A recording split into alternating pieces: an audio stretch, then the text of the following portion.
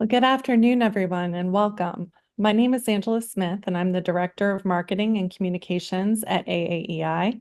And on behalf of the organization, I'm pleased to open today's program, The Unseen Supply Chain, Navigating New Regulatory Demands. It's no longer enough to identify sub-tier suppliers.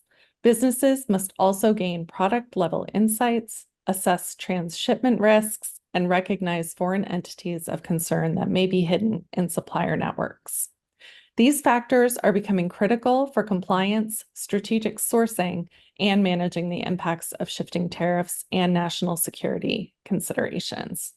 Today's presentation by Sayari will reveal the impacts of recent legislation on supply chain risk management, as well as giving guidance on how to use AI-enhanced corporate and trade records to better achieve this new understanding of supply chain visibility. Please be sure to submit any questions that you may have using the Q&A button found at the bottom of your screen, and our speaker will address as many as time allows after his presentation. Now, I'm pleased to introduce our speaker, Colby Potter, who is Lead Analytic Content Manager at Sayari. Colby works with banks and multinationals to identify various forms of commercial risk, and prior to joining Sayari, he spent more than a decade in the U.S. intelligence community and the financial sector, covering a wide range of jurisdictions and issues, from counterterrorism and human rights to financial crimes and money laundering. And so with that, thank you so much, Colby, for joining us, and you now have the floor. Thanks so much, Angela. Just want to confirm that my screen is sharing properly. There. Oh, perfect. Thank you. Great. So hi, everyone. Thank you all for joining. As Angela mentioned, my name is Colby Potter. I'm with a company called Sayari. Today, I'd like to discuss the evolution of import control compliance, specifically the rules of the game in import control compliance really have changed. And even as we embrace multi-tier visibility into our supply chains more and more, even newer considerations, things like product level details of our value chains, the risky relationships of our upstream suppliers and their networks are evolving supply chain risk management even further. So we need to keep these considerations in mind to maintain a more future-ready approach to supply chain management, protect against adverse regulatory actions, and prevent damage to our brands, our reputation, and our bottom line. So my goal today is to demonstrate how we can better see this unseen part of your supply chain. And so I'll cover, first off, a very quick introduction to Sayari for those who may not be familiar with us, but I think that's important because it kind of covers our unique approach to public data and trade data. And then I'll move into the regulatory drivers and dynamics behind this overall shift in compliance and some of the background there before kind of diving more deeply into two of the key concepts that are reshaping import compliance today. The first is transshipment, specifically illicit transshipment, and how to spot that type of activity. And then the second is hidden corporate ownership and the risks of what I'm just going to refer to as foreign entities of concern, although it goes by several other labels as well, followed by a brief conclusion, hopefully with enough time left over for questions. And so it's a lot of ground to cover, so I'll go ahead and hop into it. So Sayari got its start working with US regulators like OFAC and Customs and Border Protection here in the US. We've become a trusted source of data for both regulators and then commercial clients that they regulate. And so this is one of our unique advantages.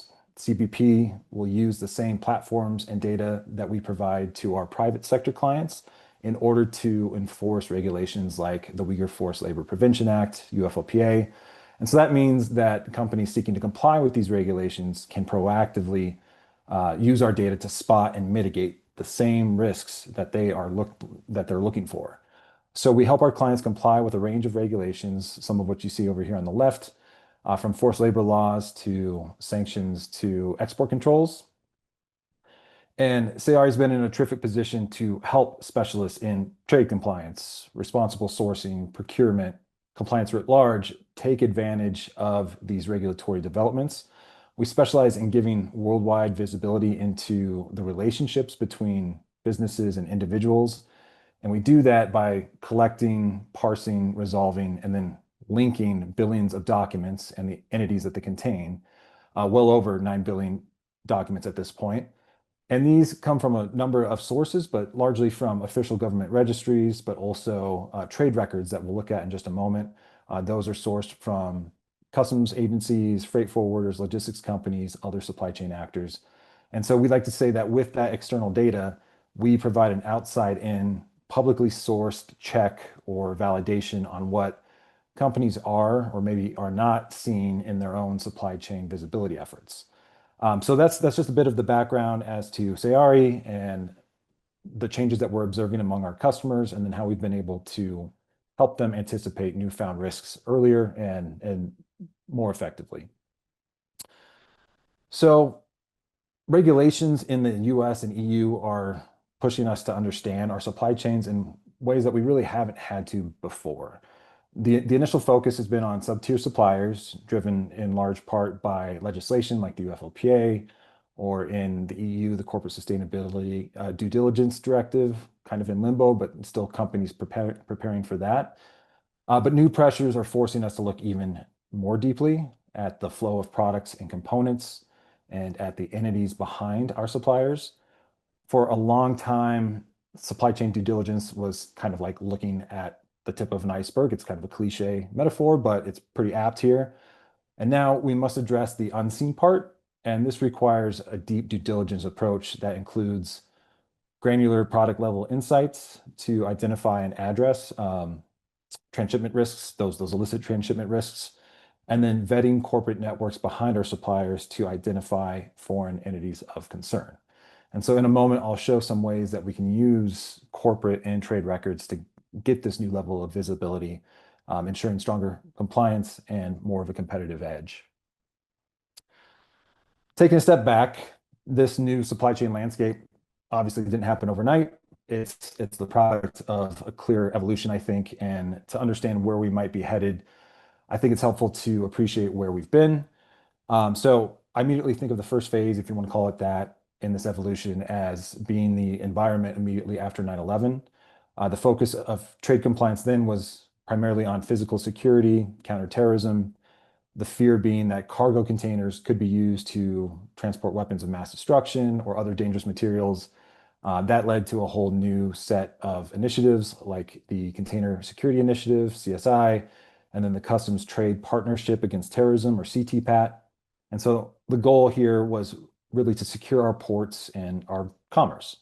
Then, as geopolitics shifted somewhat, so did the risks that became priorities. There was a move from just physical threats to financial and economic ones. And so amplifying financial sanctions regimes became a primary tool of foreign policy. This meant trade compliance teams had to get really good at screening. OFAC's SDN list, other denied parties list, became daily vocabulary to prevent doing business with bad actors. Then, more recently, our collective attention has turned to human rights due diligence and ESG concerns. This has been driven by consumer demand, NGOs, and landmark legislation like the UFLPA again. We've had to look upstream to see not just what we're buying, but how it's being made. Are there risks of forced labor in our supply chains? What's the environmental impact? This period has really been about the social and ethical aspects of our supply chain, forcing us to ask questions about the very origins of our products, the people involved in our products production as well. So that brings us to today. This new era combines all of the lessons of the past, but adds a crucial layer of proactivity. And so we can't just react to the latest crisis or blacklisting as it comes. This is really about using technology to see the parts of our supply chain that weren't under as much scrutiny previously. So the sub-tier suppliers, corporate ownership behind those suppliers, illicit transshipment risks, all to better prepare and anticipate for those events and regulatory actions. It's really a fundamental shift. It's from trade compliance being a function that says no, oftentimes, to a strategic partner that enables the business to operate securely and with more confidence. So let's look at one of the biggest risks in the unseen supply chain today, illicit transshipment. Now, it's important to note transshipment is it's a very legal process of moving goods from one vessel to another, oftentimes in a port or an intermediary location. It's a standard, often necessary part of global logistics. The problem, though, arises when it's used illicitly. So, for example, to evade tariffs by falsifying a product's country of origin. So, a common example might look like when goods from a country with high tariffs are intentionally rerouted through a country with lower tariffs, relabeled with the true country of origin falsified, and then exported to the US, all in an attempt to bypass duties. The US government is cracking down on this practice. This past summer, through executive order, the president announced a new 40% transshipment tariff on goods that CBP determines are illegally rerouted. And in part to back this up, the DOJ announced the creation of a new trade fraud task force to aggressively pursue those who tried to evade these tariffs. And because transshipment, again, is not inherently illegal, that really makes spotting this illicit transshipment all the more difficult. And so what we're finding is that it really requires an understanding of the techniques that bad actors might use to circumvent tariffs, and more requires a host of tools, sophisticated monitoring techniques in order to detect them. Now, there's a lot of specifics behind these developments, especially behind the transshipment tariff itself, that we don't know yet. What exactly is going to be the definition of illicit transshipment under this framework? CBP and the Department of Commerce have been tasked with establishing a list of entities and countries that pose a high transshipment risk. What will that look like? So a lot of this remains to be seen. A lot of this is TBD, but I think in this new phase of trade compliance, it doesn't do us much good to wait and see when there are steps that we can take right now to help guard against negative consequences. And so because regulators, even as they deliberate on these questions, they're still taking action. On August 15th, DOJ announced a $12.4 million settlement under the False Claims Act for a company allegedly evading duties on imports from China. And around the same time, CBP announced a $400 million duty evasion enforcement action focusing on transshipment of goods through Southeast Asia. So really the time is now to begin to prepare for this enhanced enforcement. So even as the precise legal definition for the new tariffs around transshipment are still being worked out, we can look at some precedent as a model. And so in this case, we can take a look at the UFLPA. Since the UFLPA was enacted, CBP has detained thousands of shipments.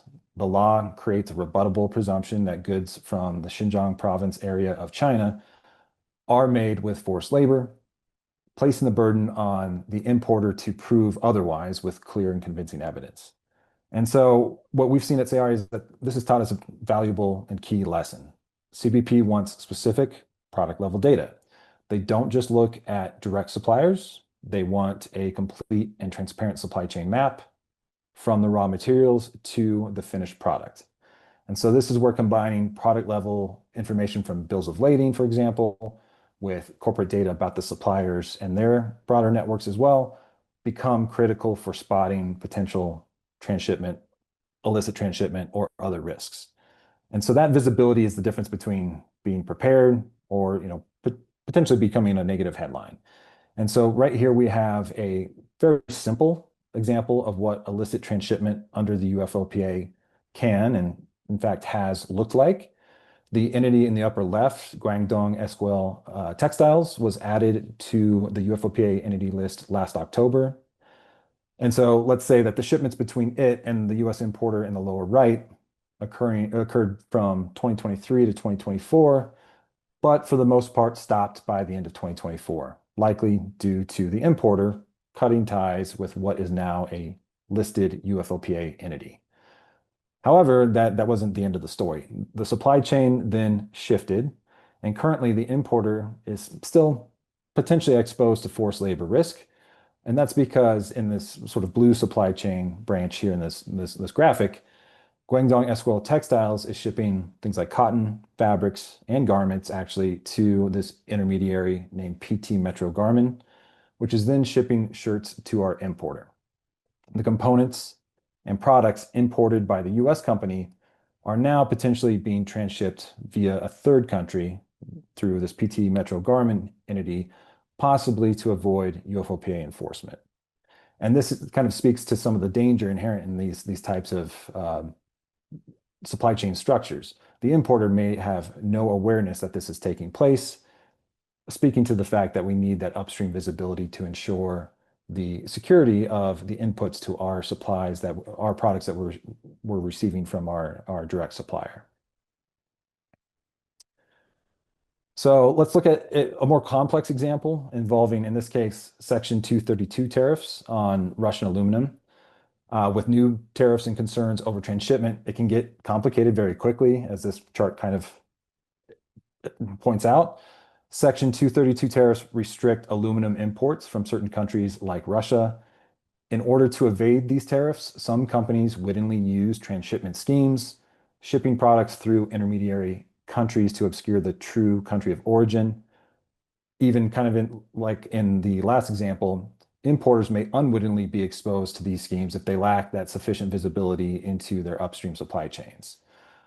So by way of background here, the US imposes a 200% ad valorem duty on Russian aluminum, which also applies to aluminum articles and aluminum derivatives. This means a product can be tariffed even if only a small amount of its primary aluminum originated in Russia. And so here we have US and European car manufacturers in the lower right. These manufacturers are importing car parts from a Vietnamese supplier. So immediately above them, that supplier's name is MPT Solution. To avoid the 200% tariff, these importers must know where MPT Solution is getting its raw materials, specifically aluminum. And so what we can do is we can use external trade records that Sayari will collect and then consolidate, and then map out MPT Solutions' upstream supply chain. And so when we do that, we find, moving to the left in this chart, we find that MPT Solution imports its raw aluminum from a company called SL Metals Corporation, left of center in this chart. And in turn, SL Metals sources its raw aluminum from Russian exporters over on the far left. These are the potential and in all likelihood, likely countries of origin for the aluminum that is feeding as an input into the products ending up in the lower right. So this trading network exposes the US and European companies to potentially significant tariff and reputational risks due to the transshipment that may be taking place. And while a certain level of substantial transformation by MPT Solution could protect downstream buyers from additional tariffs, that wouldn't be the case if the product was a covered derivative. And so in short, the Russian source aluminum on the left is sold to SL Metals in the middle, which then ships it to our direct supplier, MPT Solution. If we, as the importers, bring in a covered derivative from MPT Solution, there's a high risk that our products contain Russian sourced aluminum. And so this is exactly the type of granular product level evidence CBP will likely require for compliance. As a further example, next I'd like to walk through a live demo how we can go into the details of the bills of lading to confirm the nature of these shipments, the products involved, and then additional details that help us build awareness around a scenario just like this. So if you would all bear with me, I am going to switch tabs here. So last March, the US government began a Section 232 investigation into timber, lumber, and their derivatives. As an extension of that, last month, the Trump administration announced that they would conduct a tariff-related investigation into imported furniture. Now, as with added transshipment duties, the devil is in the details, and there are still a lot of questions surrounding what these enforcement actions will actually look like. But even as regulators continue to finalize their approach, importers can cut through some of that uncertainty by following the same kind of workflows that CBP and other officials are likely going to use. Because Sayari partners with regulators like CBP, as well as regulated customers in industry, we have some of that visibility into what workflow customs might use in this case.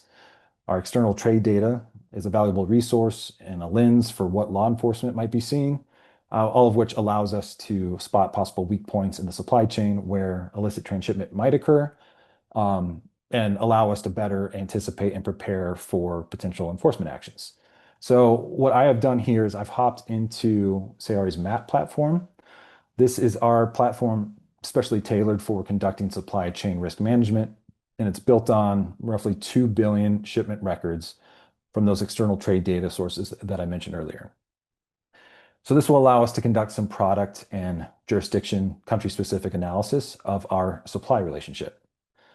So using our furniture transshipment section 232 example, let's imagine that we're a US importer of furniture and parts, but this workflow can work just as well for any industry, any product, or any component that you choose. And so here I have a list of my company's tier one suppliers uploaded into the Sayari map platform. And I'd like to quickly isolate those that are shipping certain furniture categories of goods from Vietnam in order to review the upstream connections that these Vietnamese suppliers have to other suppliers. So here we are in the main supplier view. I'm going to start by filtering down to certain furniture products using specific HTS codes and categories. So I'm going to select 9401 and 9403. Hit filter, and we're working with a lot of suppliers because this is actually my team's instance of this platform. So it'll take it just a moment. But I know that those HTS codes are subject to further Section 232 scrutiny and also subject to steel derivative tariffs. Next from here, I might want to filter down even further. We have these filters here so we can take a look at ships from, and we can specify, bring us back those suppliers that are shipping from Vietnam, those particular categories of goods. And then I'm also going to add another filter for sources, this Vietnam imports and exports. And once the system catches up with me, that's going to have refined our suppliers list down to a list of suppliers that, again, are shipping goods or components involved in those HTS codes 9401, 9403 from Vietnam. Because I import from them, I already know that they ship to the US, but I could just as easily confirm that also by viewing their downstream buyers here in the data. For now, though, we're going to take a look at a particular one, this company called Key Bay Furniture. And in this pop-up, it gives us some details about that supplier. I'm just going to, in interest of time, I'm just going to hop into its supply chain visualization. Again, select those categories of goods that we talked about earlier. And so when I do that, this presents a version of Keybay's supply chain that are filtered down to those 9401 and 9403 categories. An important thing about this supply chain, and I forgot to do ships from Vietnam, come back to that in just a moment. But before we go further, an important note about the supply chain view, two actually, already built into this view are two filters pertaining to product relevance and sequence. And so by that, I mean that Sayari has created what we call product blueprints, which serve as a sort of bill of materials, a notional bill of materials for our specified products, so that all the shipments you see here are going to be relevant to the product categories that we selected. So you're not going to see, if we're looking at furniture, you're not going to see tires anywhere in the supply chain because we filtered down to those products and components that are relevant to the furniture categories that we specified. It also means that all trades here occur sequentially. Shipments located upstream on the right, and I know it's kind of hard to see, but we have our tier one supplier here on the left, and moving to the right, we're going upstream in the supply chain. Because this is built sequentially, the shipments upstream to the right predate those downstream to the left. So we don't have to worry about irrelevant shipments shown here out of order. So from here, we can use these filters at the top to get more precise. I'm going to select ships from and select China. So we're looking at those upstream suppliers shipping from China, and then ships to, again, specify Vietnam. So those Chinese suppliers shipping to our Vietnamese tier one supplier. Now we're going out currently to tier five. Perhaps we don't want to go that far. Perhaps we want to reduce the noise a little bit. So I'm just going to turn off those tiers for now. And that reduces our overall supply chain that we're examining down to about 19 suppliers here. From here, let's say I'm only interested in viewing steel inputs at this time. So we can even whittle this down further by selecting steel hardware and bearings under the components filter here. So I'm going to do 7317, 18, 20, and then 8302 and hit submit. And so now we've gone from 16 down to 6. And so this is a great way that doing that initial screening at the main page narrows us down to those suppliers that pose some kind of specified risk or country exposure. And then we can go and conduct the deeper due diligence into a particular supplier, filtering down to those categories of goods and risks and jurisdictions that we're most concerned about. So the resulting entities here are a very manageable chunk of suppliers. I'll click into this Anji Bohui home supplies company, and that opens up this supply route screen over on the right-hand side. It tells us that Anji Bohui, this tier 2 supplier, is shipping all of these categories of goods to our tier 1 Key-Bay. And this data can all be used in decisioning, especially some of the bill of lading information. So I'm actually going to click into here and select 8302. That's going to bring up some added details about all the shipments between these two companies. We can see here that Anji Bohui shipped to Key-Bay Furniture iron hinges. We can click into that bill of lading to actually see even more detail, including the assessed value here. And note that this is iron, which is also incredibly helpful to know, as it would not then be steel, and so not subject to the additional derivative tariff in this case. So we can substantiate a lot of things by looking just at the product description of a shipment alone. It can provide us some very key and rich detail. Depending on the direction the transshipment tariffs take, it's helpful to know that Anji Bohui Home provides a large amount of Chinese furniture hardware to Key-Bay Vietnam, our tier 1 in this example. It's unclear what amount, either by value or weight, of inputs from China will constitute transshipment under the new transshipment mandate. But here we at least have a great starting point. So I'm actually going to go back into the supply chain view. And instead of 8302, I'm going to select 7320, which is down here, for springs and leaves. And that's going to bring up the same screen here that we saw earlier, but for different shipments. And now we can see that these shipments are, in fact, steel springs covered with non-woven fabric used in office chair cushions. If we click into this BOL, we can see the reported weight and value here. This level of detail can help to determine the appropriate duties owed and gives us enough information to know that we can separate the cost of the steel from the fabric itself. While the value here is low, the volume of the shipments overall and steel aluminum inputs adds up very quickly. And so again, knowing what amount of steel in the overall product should be tariffed is critical to avoid duty overpayment, and this provides us some evidence toward that. So this is an example of how we can take some of customs own considerations with these new regulations and rates, and then use them to our advantage. Proactive risk assessment like this is no longer a nice to have asset, but is now integral for the sort of strategic sourcing decisions that we need to make. So I'm going to hop back into the slides for a moment and shift gears to the other key dimension of the unseen supply chain that I wanted to talk about today, and that's corporate ownership. We're talking about who owns or controls your suppliers.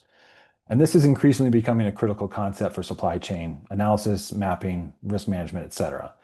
That's especially with terms like foreign entities of concern, or FEOCs, appearing in a number of regulations and rules that have impact on supply chains.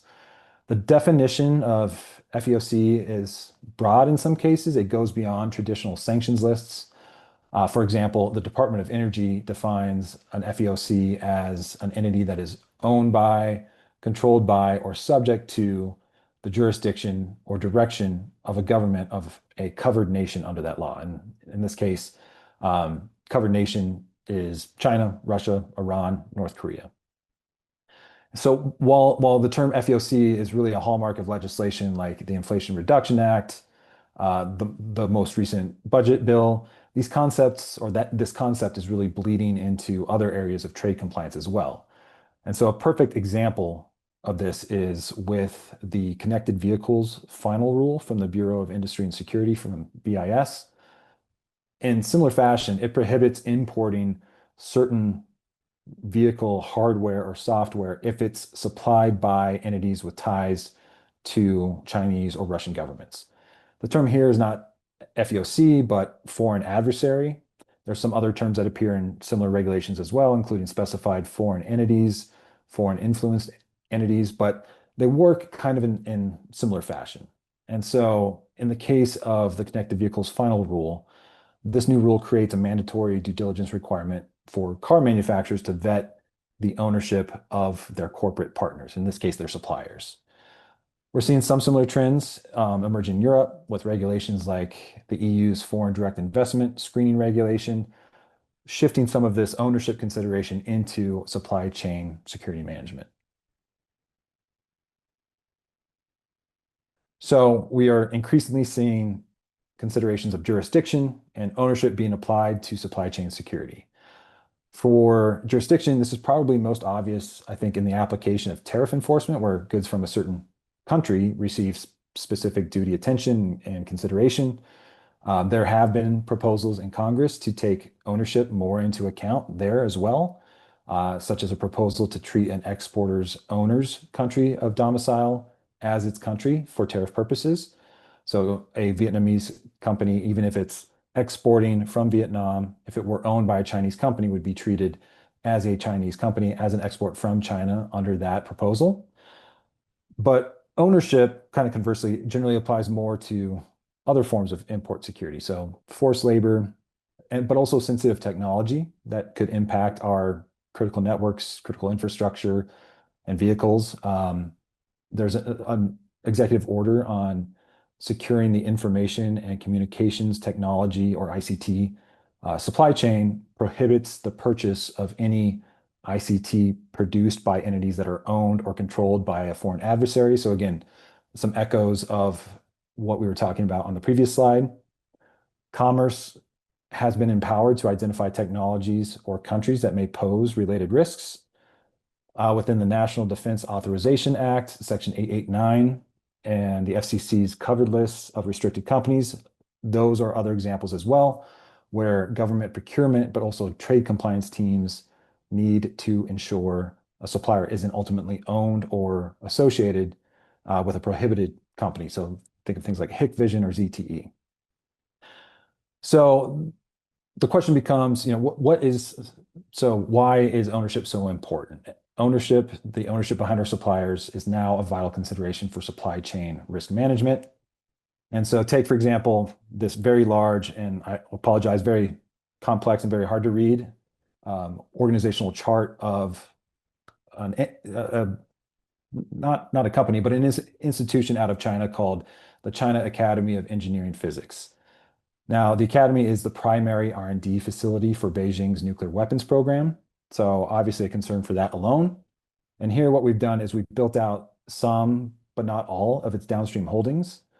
These are companies that the Academy owns outright, directly, but also some that it owns indirectly, all of which potentially hold a significant degree, all of which it holds a significant degree of control over.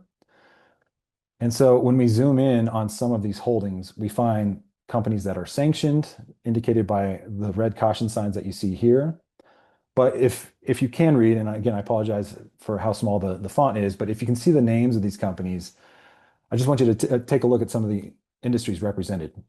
There's a photo company, a construction company, aluminum company, there's a garment company as well. And all of these companies are registered for export of their respective products.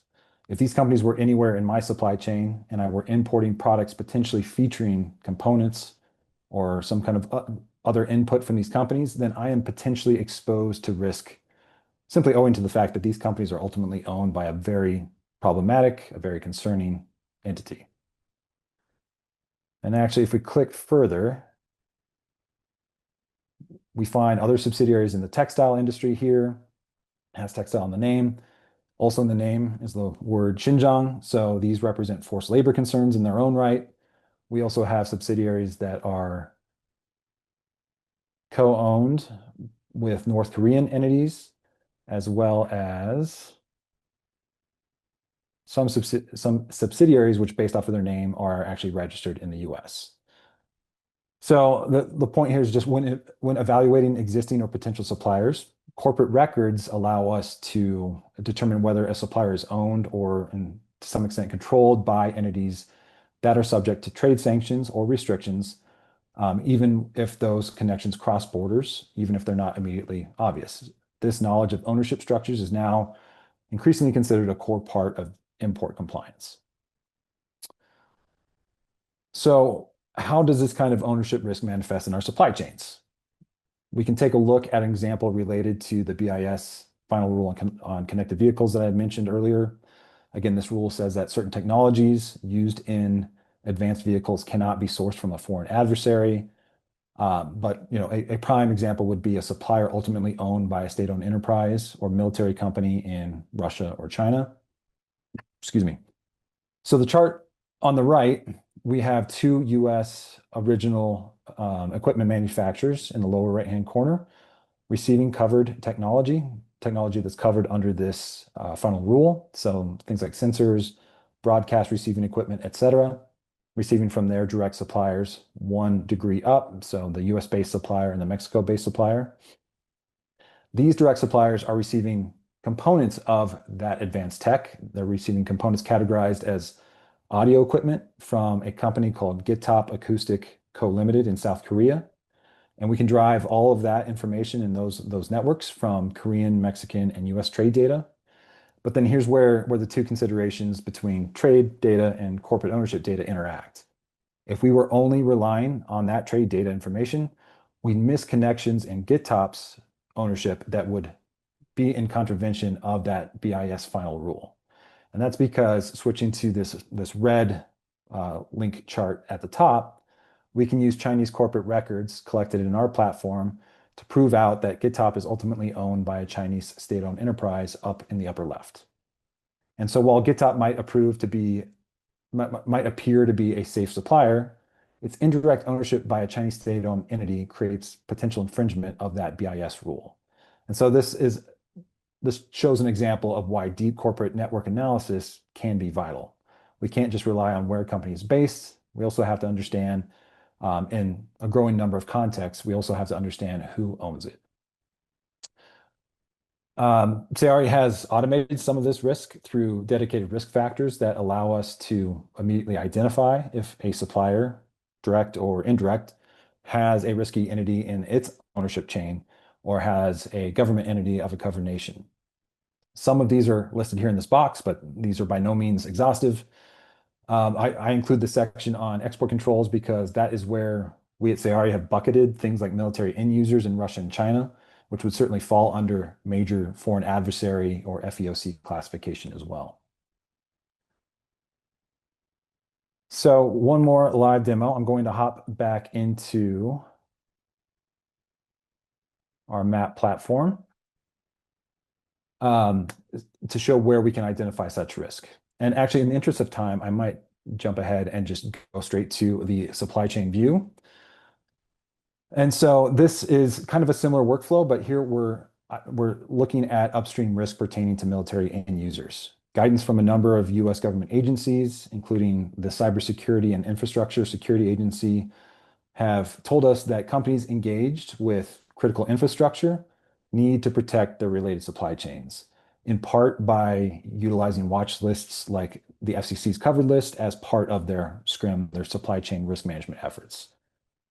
But also coming under consideration are Chinese companies not on that list that serve as fronts for the PLA or are engaged in Beijing's military civil fusion efforts, where Chinese military and ostensibly private entities pair up in order to boost research and development.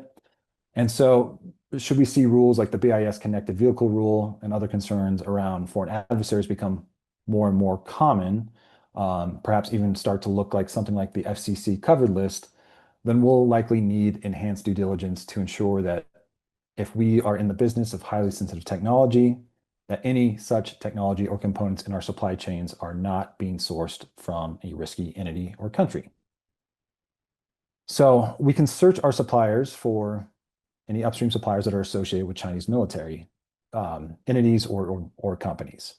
So I'm going to do a similar workflow as to what we just saw, but instead I'm going to specify HS code 8517 corresponding to telephones and transmission apparatuses. This is one of those HS codes that includes sensitive technology like those controlled by the FCC or by BIS's connected vehicles rule. And then in this case, I'll take a look at those that are shipping from India in this case. And so this is going to filter down to those sub-tier suppliers that are shipping from India, anything pertaining to that HS code. And then instead of looking at a particular jurisdiction like we did in the last one, shipping from, we're going to actually take a look at particular risk factors. And like I mentioned, those pertaining to military end users are located in Sayari's platform under export controls. But so I'm going to select those pertaining to Chinese military companies. Hit submit. Let me go back.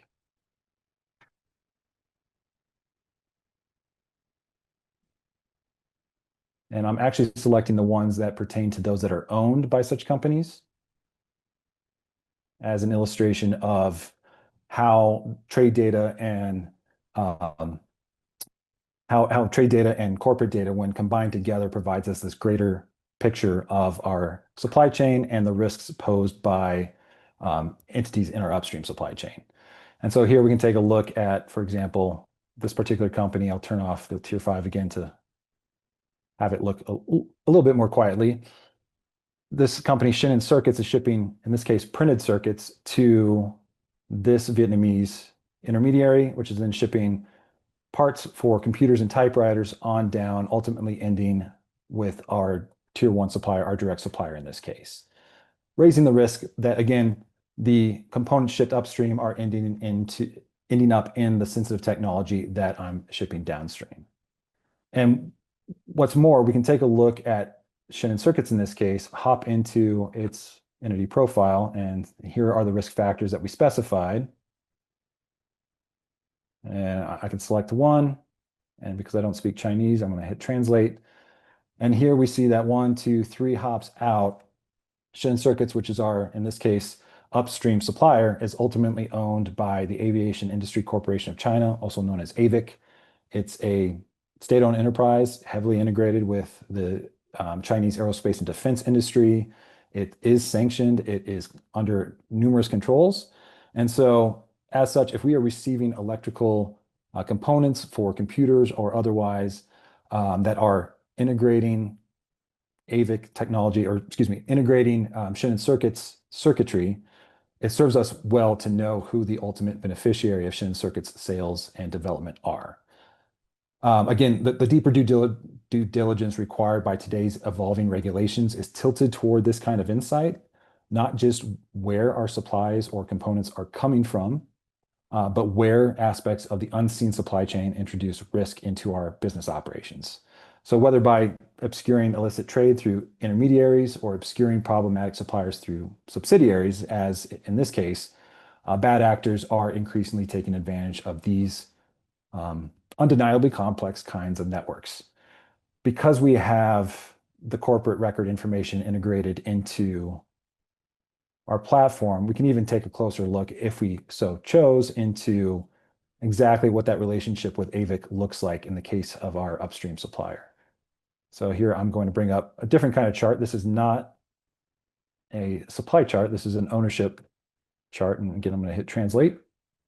And I'm going to move things around here, so I apologize for that. But here we have Shannon Circuits, ultimately owned by this, or directly owned by this AVIC International Holdings Co. Limited. We can reference the records underpinning that, and here we see Chinese corporate company data pulled from one of our multiple Chinese company data sources. So we will always provide you visibility into what data source, what kind of record is underpinning that relationship. But following that chain upwards, we see AVIC there, as well as another sanctioned entity affiliated with AVIC as well. So again, just to illustrate that we can pivot very easily from that trade data to that corporate ownership data to better address what's increasingly becoming a very important facet of supply chain risk management today. So that's covering a lot of ground, and I do want to leave you with a clear takeaway. The era of simply looking at your tier one suppliers is over. The risks are no longer just the tip of the iceberg. They're in the supply chain that lies beneath the surface. But that supply chain isn't completely invisible to us anymore. And so I've hopefully shown how the world of trade compliance has evolved from a post 9/11 focus on physical security to the current proactive strategic approach. This new era demands deeper level of visibility, one that moves beyond simple screening to more granular, more product level analysis. We took a look at how this applies to transshipment, illicit transshipment. As new tariffs and trade enforcement measures come online, we saw that the burden of proof is shifting to importers. And as with UFLPA enforcement, regulators aren't just looking for proof of wrongdoing. The expectation is increasingly that we provide clear and convincing evidence that the supply chain itself is clean. And then we walked through some live demos of how we can do that. We saw granular trade data that can help us map out our supply chain, identify where components are coming from, and even see the reported value and weight of individual parts. But then, of course, it's not just about the goods. It's also about the corporate networks behind our suppliers. We explored the rise of foreign entities of concern as a concept and saw how recent legislation is forcing companies to vet the ultimate ownership of their suppliers. And in that second demo, we took a look at a supplier's ownership and how that can expose us to risks that we never even knew we had, whether forced labor or national security concerns. And then ultimately, this is again about a fundamental shift in mindset. It's about moving from a reactive compliance as a cost function to a more proactive strategic approach that can secure the business and maintain a competitive edge. And so hopefully what I've shown is by leveraging the right tools, the right data, you can turn those unseen parts of the supply chain from a vulnerability into a source of confidence and resilience and preparation for whatever may come. But with that, I will stop and hopefully with enough time for questions, but I'll pass it back to you, Angela. Thank you. Thank you so much for that. We do have a couple questions in the chat that I wanted to make sure we addressed. I'm going to address the second one first. Will you share the slides afterwards? Is that something that you can do? Oh, sorry. Yes. Yep. Absolutely. Yes, of course. So what we'll do is once the recording is ready, we'll send out the slides with the recording following the program in the next day or two. Now we have another question from Philip Poland. Are you able to search FEOC for all companies or just ones that are bad actors? For example, can I run my suppliers through the tool to determine ownership for FEOC reason to comply with OBBB? Good question. So right now, the short answer is yes, but it's a bit tricky because there's no automated risk factor for that category in our system. It's kind of a new sort of concept within the OBBBA and the IRA. But the underlying characteristics that establish a company as an FEOC, you can absolutely search for those. So within our data, you can search for any company that is domiciled in China, for example, and any company that perhaps isn't domiciled in China but has those risky connections to what would be called a foreign adversary in some frameworks and FEOC in another framework. And so within our data, you can absolutely search for those relationships, more of a sort of network-based risk in that case than a list-based risk. But that said, the regulations are pretty clear about which jurisdictions, at the very least, would amount to a covered country under those frameworks. And so you can absolutely search for any company residing in those countries, and also look at any that are affiliated with a military company, the military itself, or a state-owned enterprise. I'm not sure if that answers your question, Philip, but I'm happy to follow up as well. You put thanks. So thank you very much, Philip, for your question. Well, thank you, Colby, so much for sharing your expertise with us today. And we want to thank Sayari, our sponsor, for helping us make programming like this possible. And last but not least, I'd like to thank everyone who's remained on the call this long and has joined us. We hope you found the presentation on the unseen supply chain to be valuable. Please take a moment to fill out the survey that pops up on your screen when the program ends. And as I mentioned, a recording of this webinar will be available in the next day or two, and we will include Colby's slide deck in that. So thank you again for that as well. If you'd like to learn more about upcoming AAEI programs and events, please visit our website. We hope that you'll join us for future webinars that we have planned this fall, and also plan to attend our 105th annual conference and trade day next June. So on behalf of AAEI, we look forward to seeing you at future programs and wish you all a wonderful afternoon. Thank you so much.